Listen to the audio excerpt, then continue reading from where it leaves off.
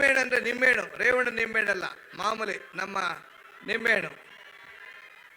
ಎಲ್ಲ ಹುಳಿಗಳಕ್ಕಿಂತ ಬಹಳ ಶ್ರೇಷ್ಠವಾದಂಥದ್ದೇ ನಿಂಬೆಹಣ್ಣಲ್ಲಿ.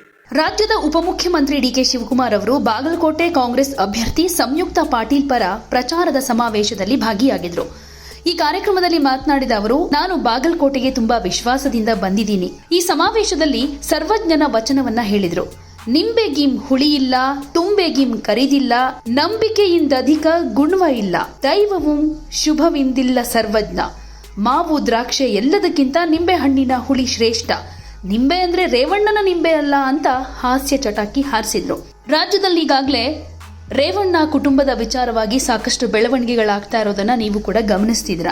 ಈ ಸಂದರ್ಭದಲ್ಲಿ ಡಿಕೆ ಶಿವಕುಮಾರ್ ಅವರು ಈ ರೀತಿಯಾಗಿ ಹೇಳಿಕೆ ಕೊಟ್ಟಿರುವಂತಹ ವಿಡಿಯೋ ಸಖತ್ ವೈರಲ್ ಆಗ್ತಿದೆ. ನಾನು ಬಹಳ ವಿಶ್ವಾಸದಿಂದ ಬಂದಿದ್ದೇನೆ. ಸರ್ವಜ್ಞವನ್ನು ಮಾತು ಹೇಳ್ತೇನೆ. ನಿಂಬೆಗಿಂ ಹುಳಿ ಇಲ್ಲ, ದುಂಬಿಗಿಂ ಕರಿ ಇಲ್ಲ, ಶಂಭುಕಿನ್ನ ಅಧಿಕ ದೇವನೇ ಇಲ್ಲ ಅಂತ ಹೇಳ್ತಾನೆ. ಅದಾದಮೇಲೆ ಕೊನೆಗೆ ಒಂದು ಮಾತು ಹೇಳ್ತಾನೆ. ಏನು ಹೇಳ್ತಾರೆ? ನಿಂಬೆಹಣ್ಣು ಅಂದರೆ ನಿಂಬೆಹಣ್ಣು, ರೇವಣ್ಣ ನಿಂಬೆಹಣ್ಣಲ್ಲ, ಮಾಮೂಲಿ ನಮ್ಮ ನಿಂಬೆಹಣ್ಣು. ಎಲ್ಲ ಹುಳಿಗಳಕ್ಕಿಂತ ಬಹಳ ಶ್ರೇಷ್ಠವಾದಂಥದ್ದೇ ನಿಂಬೆಹಣ್ಣಲ್ಲಿ.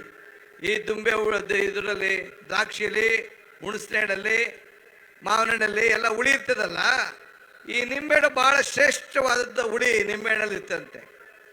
ದುಂಬಿಗಿನ್ ಕರಿ ಇಲ್ಲ ಅಂದರೆ ಈ ಕಪ್ಪು, ಈ ಕೂದಲಲ್ಲಿದೆ, ಮೈಕಲ್ಲಿದೆ, ಬಟ್ಟೆಲಿದೆ, ಎಲ್ಲ ಕಪ್ಪು.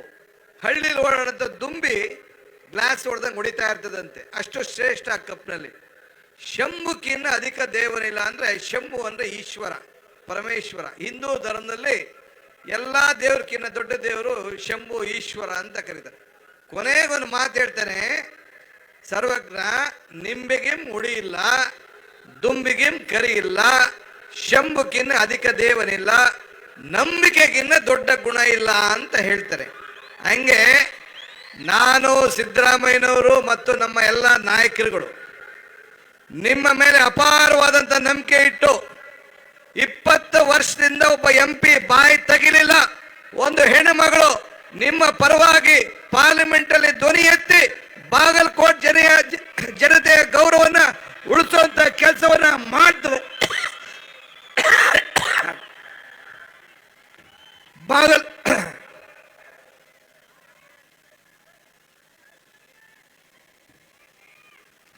ಬಾಗಲಕೋಟೆ ಜನತೆಯ ಧ್ವನಿಯನ್ನ ನಿಮ್ಮ ಪರವಾಗಿ ಎತ್ತಿ ಹೋರಾಟವನ್ನು ಮಾಡಿ ಕರ್ನಾಟಕ ರಾಜ್ಯಕ್ಕೆ ಒಂದು ಗೌರವನ್ನ ತರುವಂತ ಹೆಣ್ಣುಮಗಳು, ವಿದ್ಯಾವಂತಿದ್ದಾಳೆ, ಬುದ್ಧಿವಂತಿದ್ದಾಳೆ, ಪ್ರಜ್ಞಾವಂತಿದ್ದಾಳೆ.